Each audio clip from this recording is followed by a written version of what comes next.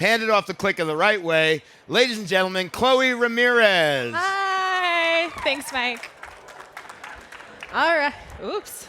Hi, everyone. I am Chloe Ramirez, and I am super, super excited and honored to be here on the Nikon stage today talking to you about one of my absolute favorite subjects, which is photographing the feeling. I don't know how to use my clicker, and we're going to figure it out. There it is. I am a hopeless romantic. I've always been that kind of person. So talking about this subject is just something that I really love, and I'm very, very excited to be here. So I want to talk a little bit about myself, talk about my background, where I come from, kind of just to give you a sense of who I am, how I started. We all kind of have similar stories. Maybe we started in high school. We've always loved photography. So mine started after high school. I worked for I was a second shooter for a prominent wedding photographer, and I didn't even know how to use my camera. So I just got on-the-job training, and I was just trying to keep up with my excitement. I wanted to be photographing love. I wanted to be photographing connection. I was so excited about it, but my technical skill just wasn't there yet. So that was 2008, and in 2010, I took the bold leap of starting my own business. Now, this was kind of scary because I've only ever worked for another person at that point. I had their voice, their image, how they like to do things. So I really had to cultivate and kind of hone in on what I like to do. So those first 2 years of business, I found myself just really leaving shoots super disappointed. I didn't know what I was doing. I didn't know how to achieve this look I wanted. And yes, technically at that point, I had gotten to where I could hone in my gear, my settings, go into any lighting situation and show up and just roll out of bed and get the shot. But I didn't know what was missing. So I started to take a good hard look at my work. And what I was realizing is nothing was resonating with me. Yes, the lighting was good. The composition was nice. The couple was beautiful. They liked their photos, but it was missing something for me. So what this caused me to do is look at my own life and decide what was stuff in my life that made me feel something.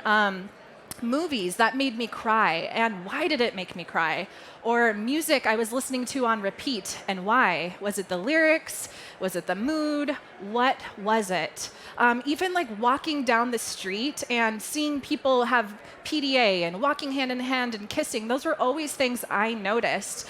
The other day, I was talking about it on a podcast. I was walking, and I was kind of annoyed. The couple in front of me was very slow, and I looked up, and I noticed they were an elderly couple, and they were holding hands, and as they were holding hands, it just melted my heart immediately, this hopeless romantic. They were touching each other's fingers and walking, and I was just like, oh, I loved that. And it's a moment that I remember and stood out to me. All those things in your life, that's your artistic voice. Things that resonate with you, that's your artistic voice. So once I started honing in on what made me feel, that is when my work started to take off.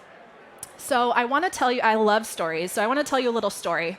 And it's not a typical story about love. It's not a romance novel. It's nothing like that. It is a moment in my life when I was going through a breakup. How many people have either been dumped or dumped somebody? A lot of us, right? I have many times. And there was nothing in this relationship that could be fixed. It was ending. We were sitting on his couch, and I was looking over at this person who is now essentially becoming a stranger. It was the end of a connection, and I just felt the need to be close to him. And I reached out my arms, outstretched, and he fell into my arms, and I held his head to my head. And I'm trying not to bump my mic while I'm showing you what I'm doing. And I was just running my fingers through his hair, and I could feel the stubble on my cheek, and I could, hear his breath in my ear, and everything felt so familiar.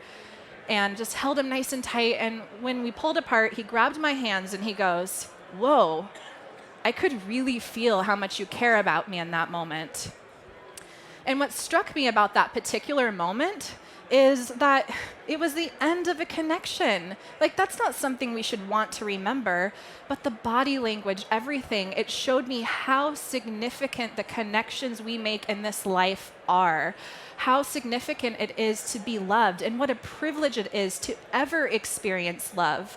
And as a photographer, what like a joy, an amazing thing it is for us, an honor to be able to photograph people's love and connection and make it tangible and be like, here's a photograph of your love. To me, that just like absolutely blows my mind. I'm gonna skip over that one because it wasn't supposed to be there. Okay, so how can we take our artistic voice, how we view the world, all those things, and marry it with, okay, we have a client who booked us. They want emotive photos. They want to look natural. They want to look candid. How can we marry these two things? Because we get clients that come to us and they're from different backgrounds than you. They're different ages, different shapes and sizes. They've had different experiences in their life so that you are viewing life differently than them. How can we merge both things together? So raise a hand if you've experienced one or more of these things. You don't have to raise your hand, but you can kind of just like internalize it. You show up to your shoot with great ideas, but the couple seems stiff and awkward. Ugh, always the worst. I hate that. You blank on all your new posing ideas and fall back on familiar poses that feel comfortable to you because you're like, I just want to get this shoot over with. I'm not vibing. The couple's super stiff, so I'm just going to play it safe because it's not worth it. Let me just get them those shots that they need. You find lots of inspiration, but are unsure on how to execute your vision. Technical stuff, lighting, lens choice, time of day. Maybe you show up to their house and it's super dark. Maybe you didn't bring any lighting. How can you execute that vision properly? And then last but not least, you feel uncomfortable getting intimate photos of couples. Oh my gosh, like how awkward is it to like have people display like public displays of affection out in an urban setting? How can we do this? So over the next few slides, I'm going to give you my top 3 tips for cultivating an environment in your session that is going to make them feel comfortable with you to get those shots that you need. So the very first tip is I want you guys to add life with movement. Couples show up, and maybe the last time they've been photographed was, at an extended family session where everything is posed and every hair is not out of place, and you turn your head just to the left and right and make sure you got that angle right, and everybody hold still for 3 seconds and then take that photo. So maybe that was the experience. I don't know what previous photography experience they've had before they get in front of my camera, but when they get in front of my camera, I want to assert myself as the expert, shake up those expectations and go, look, hey, you're at my session, this is how it's going to go. So what I do for a shot like this is as soon as I pull my camera out of the bag, put the strap on, I look at them, I'm like, all right, let's get running. What I want you guys to do is stand hand in hand, and I'm standing over here, and I want you guys to run towards me as fast as you can. Run, and as you're running, I want you guys to look into each other's eyes, laugh, because you're going to feel ridiculous, add a ton of movement to it, and my voice is up there. I am loud, I am intense, I am like hyper. And so what that does is it puts me at this level. They're down here, and I'm saying, hey guys, I'm up here, come meet me up here. We are a mirror. Our mood is a mirror for how you want them to be. So you need to get your energy level up if you want a photo that is going to have a ton of energy. Because this same photo, without giving them that expectation of what they're supposed to do, is like, okay, I want you guys to start here and run towards me. Okay, ready, set, go. Like, that doesn't inspire anything out of them. So add life with movement. I don't care if you make them jog. I've had people like drunk walk towards me, like stagger around. You can have them twirl. You can have them skip. You can have them jump. If they're a shyer couple, you can just have them like caress each other's hair. Just get them moving. Set that expectation earlier in the session that this is not your typical session. We're not going to be boring here today. The second thing I want you guys to do to cultivate a very good experience for your clients is to study what they do when the camera is down. So what does that mean? Let's say we get to the session. I haven't even pulled my camera out of my bag, and I am just vibing with this couple. We have so much in common. We listen to the same bands. I'm excited. Their personal style is like right on brand for me. I'm like, yes, yes, yes. I love them. I pull my camera out of my bag. I hold it up to my face. And what does that do? They get super awkward, and they're like, I turned from fun friend they just met who we're connecting and vibing with to, oh my gosh, the photographer's here. I hope I don't look fat. I don't get my double chin. I don't like when I look to the left. It looks really weird and my nose has this bump on it. Oh my gosh, like my thighs feel really big. I hate when he does his weird laugh. Oh my gosh, I do not want that at my session. I want them to feeling comfortable. And what do we do to be making people comfortable when we have to have that camera in front of our face eventually? We compliment them. So let's say, we'll use this beautiful couple as an example. Let's say my camera was down, we're in between shots and I'm setting up and then maybe I'm changing from an 85 millimeter to 35. I like to be up in people's faces, so oftentimes I will shoot with a 35 millimeter because I literally have no boundaries with my couples. I'm like, hi. And let's say, I'm switching lenses and I'm continuing to talk to them and he takes her head and maybe like he brushes the hair out of her face. And it was just something little, and I notice it, and I go, oh my gosh, I love how you just brushed that hair out of her face. Like, I like how like you love her. That's super sweet. I'm not asking him to repeat what he just did. All I'm saying is, hey, I like how you love your wife. I think it's great. You're doing a great job. And the more you continue to genuinely compliment, the more they're going to be like, subconsciously, okay, I'm not bad at this modeling thing. I can just be myself. Cool. And after a while at sessions, the more you compliment, the more you encourage, especially men. You got to encourage those guys. They don't know what they're doing. They just want to like have a little help. The more you encourage them, the more they come out of their shell and they start doing things that you have never directed to them like ever. And it is the most amazing collaboration of sorts. I absolutely love it. So the third thing and final thing is to direct the feeling you want to convey. I love stories. I want you all for a minute to pretend you are on a 2-lane highway in the desert. And let's picture you have a significant other if you don't have one. If you have one, picture that person. If you don't, picture your ideal man or woman sitting right there and they're driving and you're in the passenger seat. And you roll down that window, you turn up your favorite song, you have your sunglasses on, and you put your hand out that window and like lean out, and your hair's flying all over the place, and you're like, whoa, I haven't felt this alive in ages. Just last week, I had a presentation that was due, and I was 2 hours late, and my boss was super mad at me, and my husband burned the dinner, and like, this is exactly the trip I needed. I haven't felt this in love. I haven't felt this alive in so, so long. And maybe in that moment, you look over, and you see I'm going to say dude, because I'm a girl. I'm like, okay, you see your dude there, and he's looking pretty fly, and you're like, okay, all right. And he catches you checking him out, and you're like, whew, I got to be right next to him immediately. So you unbuckle and you slide over. It's a 2-lane desert highway. Don't get mad about the seatbelts. And he wraps his arm around you. And you reach up and you touch his fingers and you just kind of like intertwine. And he hugs you and you smell his scent. And you're just having the most amazing moment. And that desert warm air is hitting your skin and you feel amazing. What I just did for you is directing what I want to convey at my shoot. And it is as simple as doing that with your clients. Clue them into your vision. They have no idea what it is. They just want to look nice. So what you can do is you can say like, hey, when you hold her, I want you to hold her like you haven't seen her in 10 months because she's been overseas and deployed. And you're just like, oh, you're just feeling her and you just want to like rip her clothes off. And he's like, got it. You directed that feeling for me. So what does a director do for a movie set? They deal with lighting, they deal with composition, they deal with the overall vibe. They have to encourage their actors. There's a Kevin Bacon quote that I'm completely going to botch that says, a good director encourages the actors to fly. And that is our job as a photographer. We need to encourage them. We can't expect everybody to be models because they aren't, and we need to help them with that. So I'm going to go over a series of photos, and some of them are going to talk more about lighting, some of them are going to talk more about composition, and some of them body language, prompting, how I got this shot. Because lighting, composition, all these things play a big factor in how you can get an emotive photo. So for this photo, they're at the beach, and I told him to stand like this, and she's in front with her back to his stomach. And I told him, I want you to take the back of your fingertips and just run them down her arms, grab her hands, and wrap her up.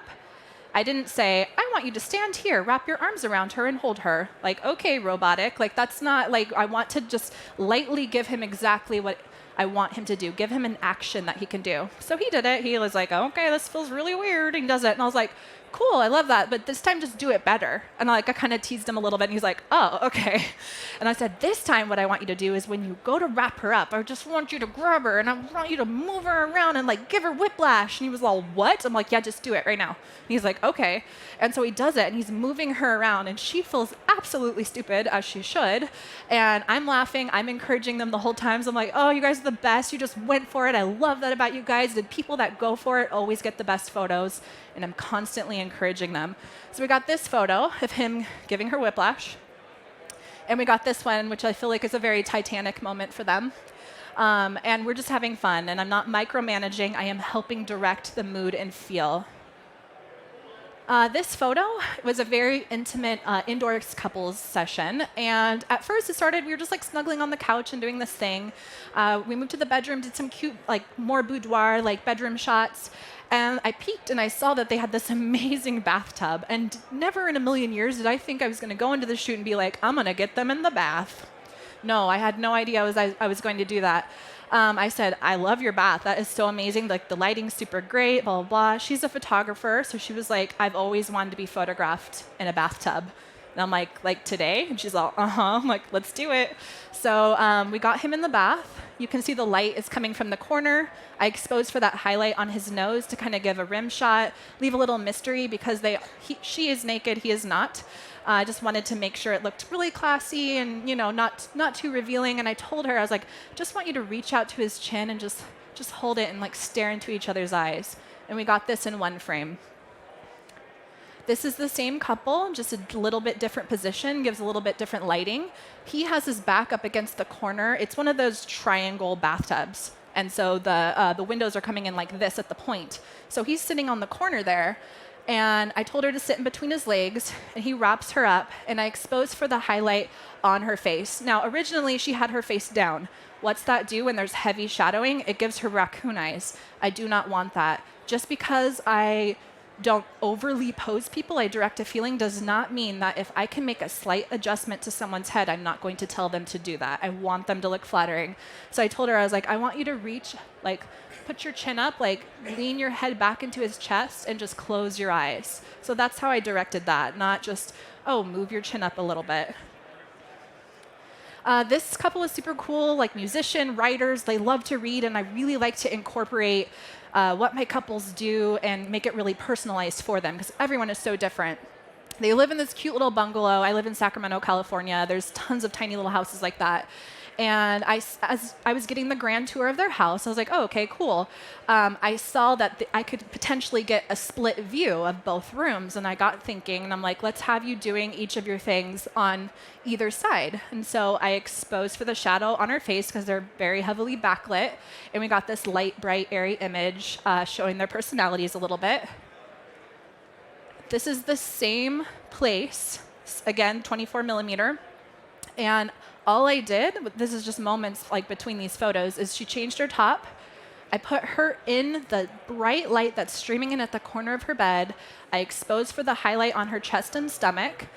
I wanted him in the shot, but I didn't want it to be like creepy. I wanted his presence there, but I wanted the focus on her. So I have him in the hallway with his head pointed this way so I could get a silhouette. Exposed for the highlight on her, and all I told her to do is like, I just want you to take off your sweater super slow motion. And she was like, okay. And we did that, and we got this in a couple shots, and I just love how different both of these are. This one, oh my gosh, this was one of my favorite photos. It's almost a 4-year-old photo, but it still just super resonates with me. He was a flamenco player, which I thought was really cool, so I wanted to incorporate his guitar playing into the session. And they were sitting, they had a galley-style kitchen, which is very small. I shot this with my 35 millimeter because I literally had no space to work. And I had him back there. I had originally exposed for the shadow, so it was nice and bright. You could see all the detail. But then something caught my eye, and it was that reflection of her face. It was originally like her shoulder that I could see in it, and I had her move like a couple inches, and I was like, oh my gosh. So I knew that if I exposed for the highlight on her cheek and on her chest, that would cause everything else to go dark, and that highlight from the window reflecting onto her face will show up nicely on the guitar. Turn it in black and white, add a little contrast, and bam. We have a photo that is now a lot more thoughtful because you're taking time to look at your surroundings and not just going through a pose list. This is something that I would never have thought to take ever unless I was looking for the moment. I live in Sacramento again, and there is this thing called the Sacramento River, and a lot of people like to hang out there and swim during the summer. And this couple, they're actually pregnant with their first baby, so they wanted to set, like, before she got pregnant, she was like, I just want to, like, get couples photos and do this whole thing.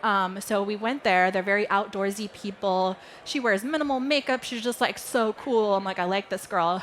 So we wanted it very natural looking.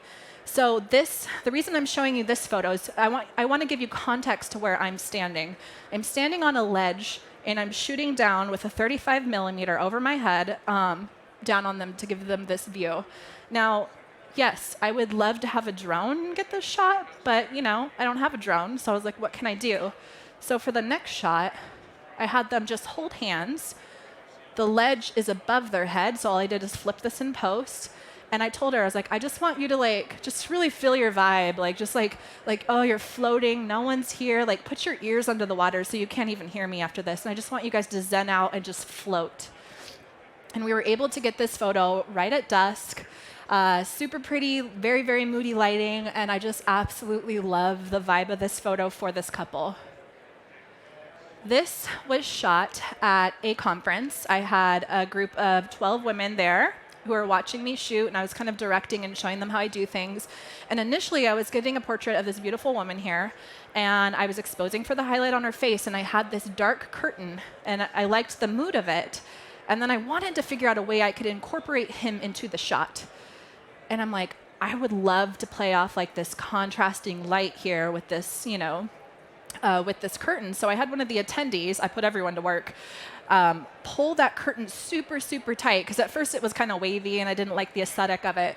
Pull it super tight. I didn't have to change my settings. I just kept the exposure set for that highlight on the brim of her nose. I added him in into the light part, which caused it to be a silhouette. And we were able to get this super cool, moody, composed photo. No, they're not laughing. No one's crying. It doesn't always have to be about body language. Sometimes it can be about composition. Oops. Same couple, different kind of talk on body language here. She's sitting on a chair. I love to create layers and shapes with the body. She's sitting on the chair, had her legs open. He sat on the floor. And then I told her, I was like, I want you to wrap your legs and arms just like a pretzel. Just become a human pretzel. Just get in there and just like, and they're laughing. And we got some funny ones. And I set my camera down. And this is what I'm talking about watching for when the camera's down, is she just like squeezed him and like held his head. And I was like, that was so cute. I love that you did that. And she just did it again. And they both just naturally fell into this. This was towards the end of the session. They trusted me. I've been complimenting them. I'll compliment myself too if I have to. And we're able to get this soft, really somber moment that I absolutely love. That's something she probably naturally holds his head like that. That's probably body language that's very familiar for them. This couple, beautiful couple, this was at Glamis Sand Dudes in Southern California for a workshop. And this couple, this is the only couple on this entire slideshow that is models. So I worked with them. She is a costume set designer. I hope I'm saying that right if you're watching. And so we were able to really have a vision for this shoot prior to the shoot, like with, outfit choices, and we had a lot of options. They had these really great hats. And I told her, I was like, for this shoot, yes, we're shooting at the sand dunes, which is essentially like a cool location to shoot at. I'm like, more so, I just kind of want to focus on the color palette and like the difference of your skin tone, because I think it's so rad, and I think you guys are such a beautiful couple. I want to highlight that. So with outfit choice, with hand placement, we got like a yin and yang kind of situation here on the right. We're able to have kind of a style and direction to your shoot. You can plan things ahead of time. Same couple, same shoot. Notice there's no sand dunes. Sometimes I just really don't care about the location at all. So obviously this is taken and it's been flipped in post, which you can do. I mean, it can be gimmicky, so don't do that with all your photos. And I told them, I'm like, I want you to hold hands and just like do the wave. And they were like doing the wave. And as they were doing it, they looked really dumb, and I didn't like any of the photos. And I was like, I have this great idea. And I thought about this photo in my head. I'm like, I want you to be like free falling. So I want you to like hold your hand back and like maybe hold your hat, the brim of your hat, and they like just instantly got it. And I was all, ah. Got this photo, end result. This is exactly what I wanted. It's exactly what I saw in my head. Sometimes initially going into your pose, you're like, this is what I want. But then you start working with the couple and you realize like, oh, no, this is what I want. Trust your gut. Don't leave your shoot without actually trying something new. This couple, I really wanted to explore like breathing techniques as we were shooting. So what I had her do, and I'm shooting with a 35 millimeter, honestly, it's like one of my favorite lenses ever, is I had her grab his jean jacket, and all I said was, what I want you to do is grab his jean jacket, pull him, and just inhale as you do it, and then exhale. So this was in the inhale. We got this photo. And then I had them just keep moving their heads, inhaling, exhaling, moving their heads, and I'm directing them through that. This kind of breathing work is not going to work with every couple. They were very calm, not shy, but just very like cool kind of people. I felt like keeping that mood through the whole session fit this couple a little more. So I wanted to experiment with like a little bit less movement, but still making an impactful photo. This is the same couple, very, very similar poses within within like minutes of each other. So we got this one, and I just wanted them kind of draped all over each other, which I really loved. I love a very casual vibe inside. I love when bodies just fall into each other and they just kind of absorb each other. I think it's very beautiful and natural. And then I stood up to go change my lens. And he like flipped over on his back because it was like hurting his stomach, and I loved that. And I said, okay, can you guys like scoot your heads super close together? And her name's Stevie, and I was like, Stevie, can you bring your knees up? Because I wanted that circular composition. And then they were just kind of sitting there, and I was like, I'm like, okay, I want this to be playful. Like, let's change the mood here. I'm like, just like start like heavily making out with each other. So they started making out, and I was all, tongue, more tongue. Tongue. And so they started like sticking their tongues at each other, and I was, oh yeah. So we got this like super weird, quirky photo of them, which I absolutely love, just from bringing my energy level up and looking at different ways I could move them without having to move them too much. So thank you so much, everybody. I have had such a great time sharing with you. Thank you, Nikon, and I hope you guys enjoy WPPI. Thank you. Ladies and gentlemen, Chloe Ramirez. Thank you. Beautiful program.